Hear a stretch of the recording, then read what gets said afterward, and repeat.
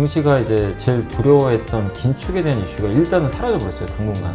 결국 이 고용 쇼크가 한국 증시에도 오히려 호재로 작용하면서 달러화가 큰 폭으로 약세 보였다는 것도 한국 증시는 이거 굉장히 호재로 보시면 좋겠습니다. 원자재 가격이 좀 심상치가 않아요.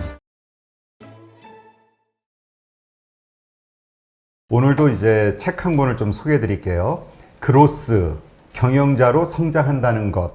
조남성 작가라고 하기에는 삼성 SDI 전 사장이시죠. 조남성 사장님께서 쓰신 그로스라는 책을 오늘 방송 보시는 분들 댓글 달아주시면은 10분 또 저희가 선택을 해서 보내드리도록 하겠습니다. 일단 왜 똑같이 평사원에서 출발을 하는데 누구는 경영자가 되고 누구는 그렇지 못하는가. 뭐 이건 투자가나 아니면 사업이라는 측면에서 성장, 개인의 어떤 성장을 위해서 어떤 것들이 필요한지 다룬 내용이라고 하네요. 삼성의 신입사원으로 입사해서 제일모직 사장과 삼성 SDI 사장의 자리에 올라서 34년간 일하면서 체득한 노하우를 담았다고 합니다. 그로스 경영자로 선택한다는 것. 이 책이 정말 꼭 필요하다 하시는 분들 댓글로 달아주시면 되겠습니다. 자, 그러면 일단 오늘 방송을 들어가는데요.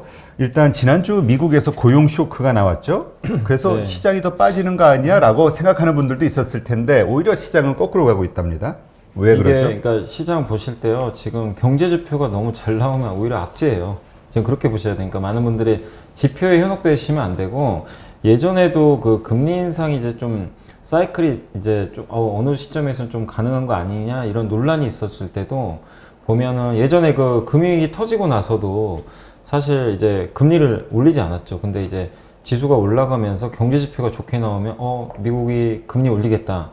이런 이제 우려감으로 주가가 오히려 빠지고 고용 지표가 안 좋게 나오면 주가가 급등하는 그런 모습들이 과거에도 나왔는데 지금도 비슷하다고 보시면 좋을 것 같아요. 그러니까 지금도 현재 그 미국의 고용 지표가 사실 이건 쇼크 정도가 아니라 뭐 이렇게 예측을 너무 잘못할 정도로 그러니까 100만 명 이상 뭐 이렇게 그 고용이 증가할 걸로 봤더니만 뭐 25만 명인가요? 그 정도밖에 안 나왔잖아요. 4분의 1밖에 안 올랐네.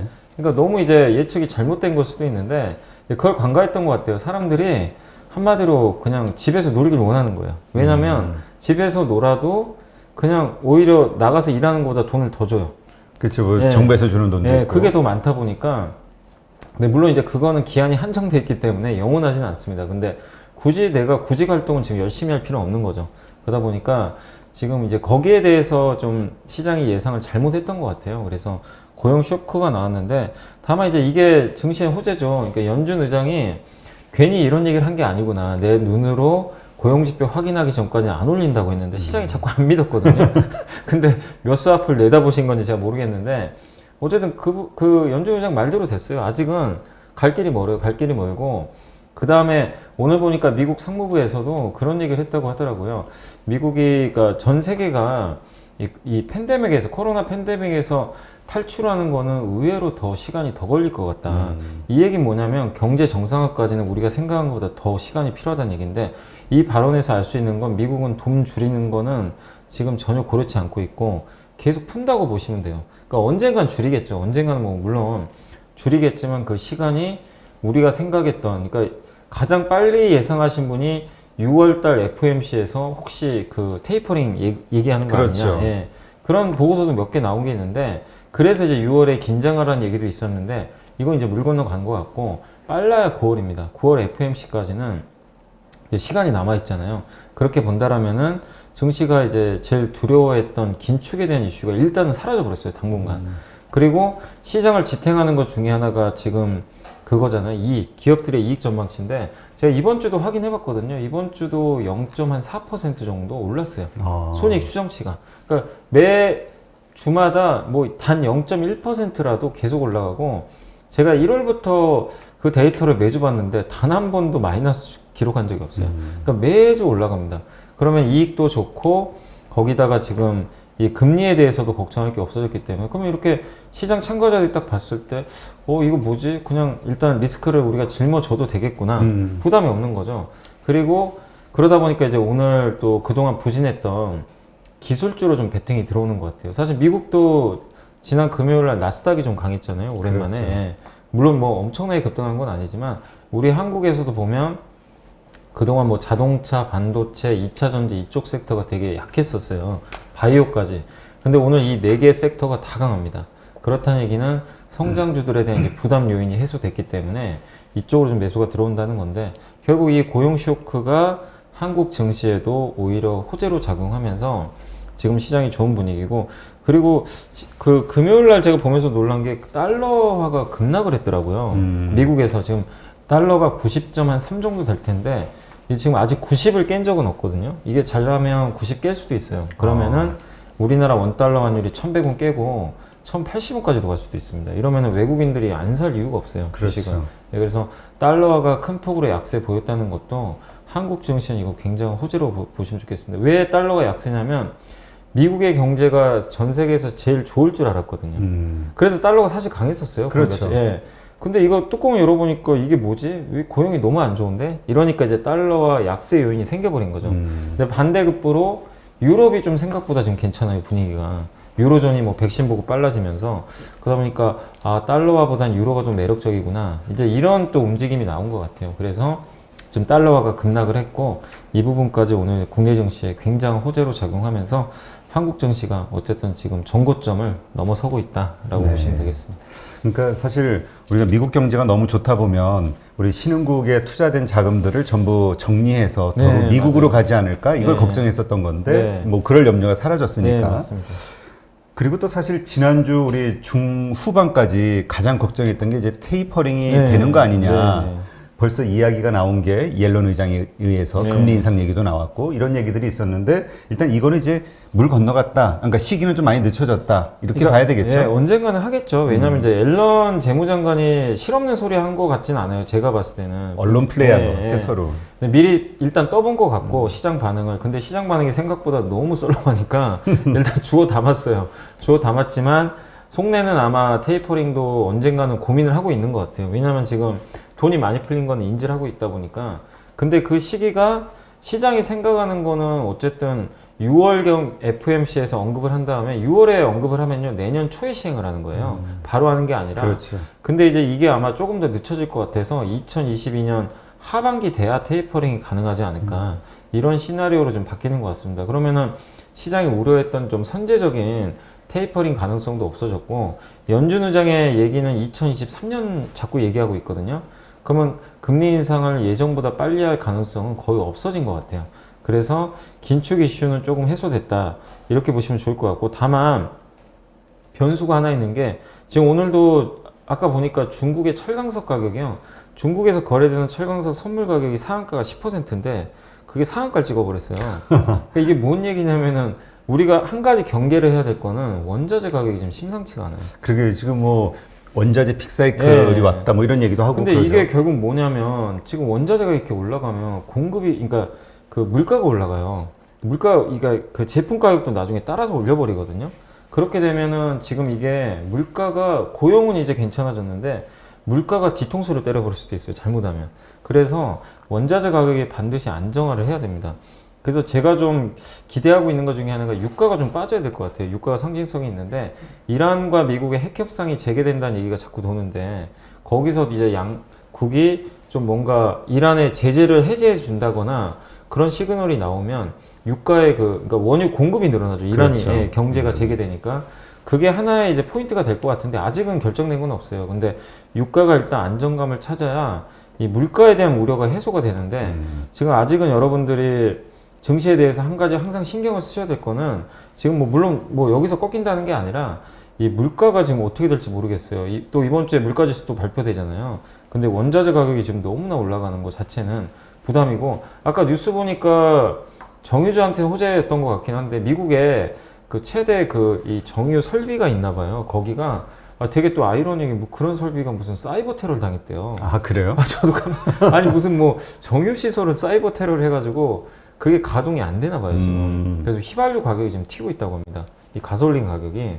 그것도 하나의 또 물가를 자극하는 거잖아요. 그렇죠. 그러니까 이 부분은 우리가 좀 계속 경계를 해야 될 것 같아요. 그래서 시장의 한 축 고용은 우리가 좀 안심을 하셔도 되는데, 테이퍼링을 일으킬 수 있는 그 물가는 여전히 올라가고 있다는 측면에서, 그러니까 6월 FMC가 아니라 9월 FOMC에서 테이퍼링 얘기가 또 나올 수도 있는 거거든요. 그래서 그 점은 생각하시면서 일단 여름까지는 랠리를 좀 즐기되 여름이 지나면서부터는 조금 또 주의는 한번 해야 될 것 같습니다. 그러니까 지금 말씀하신 것처럼 지금 떠오르고 있는 악재가 이제 인플레이션 우려잖아요. 네, 근데 또 이번 주에 마침 미국의 그 물가 지표 발표가 예정되어 있는데 이것이 또 높아지게 되면은 또 증시가 약간 출렁이는 거 아니냐 이런 우려가 있을 수도 있거든요. 네. 그러니까 지금 또 한 가지 요즘에 그러니까 지금 이 물가를 자극하는 이슈 중에 하나가 또 인도 리스크라고 하더라고요. 인도가 지금 요새 코로나 때문에 난리가 나가지고 너무 심각한 것 같더라고요. 근데 거기에 공교롭게도 한국 기업들의 제조 공장들이 좀 있어요. LG전자, 삼성전자도 있고 글로벌 업체들도 몇 개 있는데 이게 거의 공장 가동이 안 되면 또 공급은 또 안 돼요. 그럼 공급이 안 되면 가격은 무조건 올라가잖아요. 그러니까 이런 부분들이 계속 지금 물가를 자극시킬 수 있어서 좀 부담인데 다만 이제 이런 것들은 언젠가는 해소는 돼요. 분명히 해소는 되는데 이게 언제쯤 해소되냐. 빨리 해소되면 좋은데 자꾸 좀 시간이 지연되는 거는 좀 부담이다. 이렇게 좀 보시면 좀 좋을 것 같고 일단 이번 주에 그 미국의 소비자 물가 지수가 일단 발표가 될 텐데 시장에서는 3% 이상을 지금 아마 증가할 것으로 예상하거든요. 근데 미국이 원하는 거는 2% 정도 이상이면 이제 그때부터는 뭐 테이퍼링을 고민해 보겠다. 이렇게 언급을 했기 때문에 3.6% 정도 예상하는데 만약에 그 수치가 나왔을 때 아니면 그보다 더 높게 나왔을 때 연준이 어떻게 해석할 거냐 이거죠. 이걸 가지고 그러니까 연준 의장하고 옐런 재무장관 뭐라고 했냐면 물가가 급등해도 우린 놀라지 않을 것이다. 얘기를 했어요. 왜냐하면 당연히 일시적일 것으로 보니까. 근데 지금 분위기가 너무 심상치가 않잖아요. 그렇죠. 이게 일시적이 아니라 지속되면 어떡할까. 이런 것들에 대한 좀 우려감도 분명히 있는 건 사실이거든요. 그래서 물가 지표가 일단 이번 주에 또 한번 발표되는 게 소비자 물가 지수입니다. 이게 미국에서 발표될 텐데 가장 이번 주에 좀 고비인 것 같아요. 그러니까 다른 거는 크게 신경 쓰지 마세요. 뭐 다 안도랠리도 좀 나올 수 있고 분위기는 좋은데 소비자 물가 지수가 예상치 3.6%를 뛰어넘어서 발표됐을 때 시장이 어떻게 반응을 할지. 그러니까 예를 들면 시장이 이거 뭐 일시적이다, 뭐 괜찮다 이렇게 받아들이고 계속 랠리를 이어가면 상관이 없는데 미국 증시가 부러질 수도 있는 거거든요. 이거 봐라 생각 심상치 않은데 다시 테이퍼링 이슈로 또 돌아가 버리면 증시가 또 흔들릴 수도 있는 그렇죠. 거잖아요. 예, 그래서 이번 주에 좀 유일한 변수는 요거 한번 좀 신경을 쓰고 보시는 게 좋을 것 같아요. 이 지수가 나왔을 때 10년물 국채금리가 어떻게 움직일까가 좀 걱정되기는 해요. 이게 또 네, 급등해버리면 맞아요. 또 맞습니다. 그렇죠. 증시에는. 네, 맞습니다.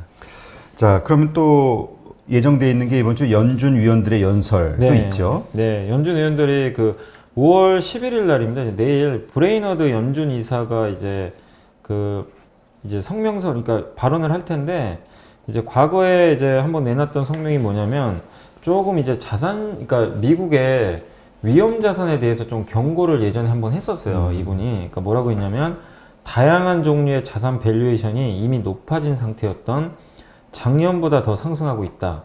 그래서 우려를 했고요. 이러한 밸류에이션과 기업들의 높은 채무 수준은 주시할 필요성이 있다. 그러니까 한마디로 약간은 좀 조심하자는 입장을 예전에 밝혔는데 과연 이제 내일 발언이 예정돼 있는데 고용 지표까지 이제 봤을 거 아니에요. 그래서 그렇죠. 브레이너드 연준 이사가 과연 이제 자신의 좀 관점을 바꿀 것인지 여전히 조금 이런 좀 우려감, 자산 시장에 대한 버블에 대한 언급을 할 것인지 지켜보시고 역시 제일 중요한 사람은 5월 12일 날 그 클라리다 연준 부의장입니다. 이분이 이제 연준 의장, 파웰 의장 바로 밑이에요. 2인자인데 이분의 발언이 좀 제일 중요합니다. 이분이 어쨌든 어떻게 발언을 하느냐에 따라서 좀 증시가 또 변동성 확대될 수 있거든요. 그래서 이분도 사실 성향은 굉장히 비둘기파예요. 비둘기파니까 아마 우호적으로 발언을 할 것 같은데 어쨌든 이 두 사람의 발언 내용에 따라서는 약간의 그 연준의 시각을 우리가 알 수 있기 때문에 좀 주목을 좀 해보실 필요는 있다. 그래서 5월 11일, 12일에 한번 연설을 어떻게 나오는지 지켜보시면 좋겠습니다. 네. 그러니까 사실 얼마 전에 그 주식, 그러니까 자산 시장에 거품이 있다. 네. 이런 얘기가 연준에서 나오면서 또 사람들이 덜컹했잖아요. 네, 맞아요. 근데 지금 나오는 이제 이런 발표, 그러니까 하여튼 어떤 이야기가 나오든 이거는 좀 일시적인 어떤 출렁임으로 봐야 되겠죠? 그러니까 네, 지금 일시적입니다. 네. 상승의 흐름이 바뀌거나 하는 어떤 요소가 되진 않을까요? 예, 그러니까 이게 왜냐면 그러니까 테이퍼링이 진짜 설사요. 내일 당장 시행될 수도 있잖아요. 뭐 예를 들면 그냥 극단적인 가정을 해서 해도 주식시장의 방향은 안 바뀌어요. 그냥 가는 방향은 맞아요. 과거에 버냉키 회장이 2013년도에 테이퍼링 예고했다고 혼쭐이 났는데 그때 S&P 500 지수가 고점에서 5% 빠졌다고요. 한 달도 안 돼서 다 회복했어요. 주가가. 그러니까 오히려 만약에요. 뭔가 긴축 이슈가 생겨서 뭐 이런 연준 의원들이 막 불편한 얘기하고 또 만약에 그 이번 주에 그 소비자 물가지수 발표되잖아요. 막 그게 급등해가지고 그러면 사람들이 또 이제 연준에서 뭐 경고도 나올 거고 투자들이 뭐 약간의 이제 놀래가지고 증시가 휘청일 수도 있어요. 그렇죠. 그러면 주식을 사야죠. 저는 사야 된다고 보고 있고 그게 나빠서가 아니거든요, 사실은. 그렇기 때문에 이 물줄기는 계속 흘러가고 있어요. 그 방향인데 다만 중간중간에 속도 조절은 긴축 이슈 때문에 한 번씩 나옵니다. 근데 그럴 때를 현금 있는 분들은 그거를 걱정하실 게 아니라 즐기세요. 오히려 이거 매수 기회가 왔다 이렇게 생각하셔야지 단 한 번도 연준이 뭐 이렇게 긴축 시그널을 주고 증시가 한 달에서 몇 달 기간 조정 보인 적은 있어요. 있지만 결국엔 다 올라갔어요. 그게 올라가는 게 그냥 올라간 게 아니라 직전의 고점을 다 돌파해서 가는 경험들이 많기 때문에 이번에도 저는 그러리라고 생각하거든요. 그래서 혹시 그런 불편한 이슈가 나올 때 너무 후퇴하지 마시고 오히려 저는 반대로 말씀드리고 싶어요. 이렇게 막 너무 좋은 뉴스들 지금 막 쏟아지잖아요. 또 이럴 때 너무 또 흥분하지 마세요. 그렇죠. 또 흥분해서, 추격 매수 막 해가지고. 그러니까 저번 주에 기억하시죠? 저희 방송하면서 분위기 썰렁했잖아요. 공매도 때문에. 공매도. 공매도 월요일 날이 제일 심했잖아요. 첫날. 그렇죠. 뭐 코스닥 난리가 나고 막. 근데 좀 또 우리가 생각해 보면은 그때가 또 기회였잖아요. 어떻게 보면. 예. 근데 지금 반대로 또 너무 좋은 분위기들이 이어지면 또 많은 분들이 흥분하거든요. 그래서 오히려 좀 안 좋을 때 여러분들이 좀 매수를 하는 전략이 좀 필요할 것 같습니다. 네. 근데 또 이렇게 보면 오늘 그 하락할 때 그때 막 개인들이 엄청 샀잖아요. 예. 외국인들 엄청 네, 팔고 맞아요, 기관하고. 맞아요. 근데 또 오늘 상승하니까 또 개인들이 엄청 파는 거 보면 잘하시긴 좀, 잘하세요. 스마트하게 하시는 것 같기도 하고. 네, 진짜 요새 예전하고 다르게 개인들이 그냥 일단 급나가면 막 질러버리시더라고요. 진짜 막 표현이 그런데 오히려 외국인하고 기관이 공포에 절어가지고 막 던지고 아무튼 요즘에 좀 굉장히 스마트해지신 것 같아요, 진짜. 네. 궁금한 것도 모르는 것도 많은 주린이 여러분, 생각보다 쉬운 주식 투자 저와 함께 해보시겠습니까? 이베스트 마이넷에서 프라임 서비스를 신청하시면 온라인 방송으로 저 연불리와 함께 하실 수 있습니다.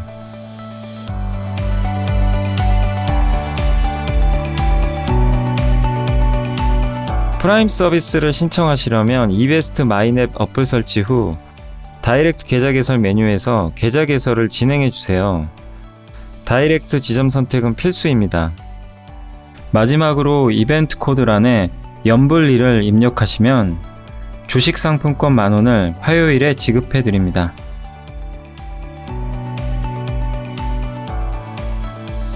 궁금하신 사항은 02-3779-8880으로 연락 주세요. 제가 여러분의 성공 투자를 끝까지 응원해 드리겠습니다.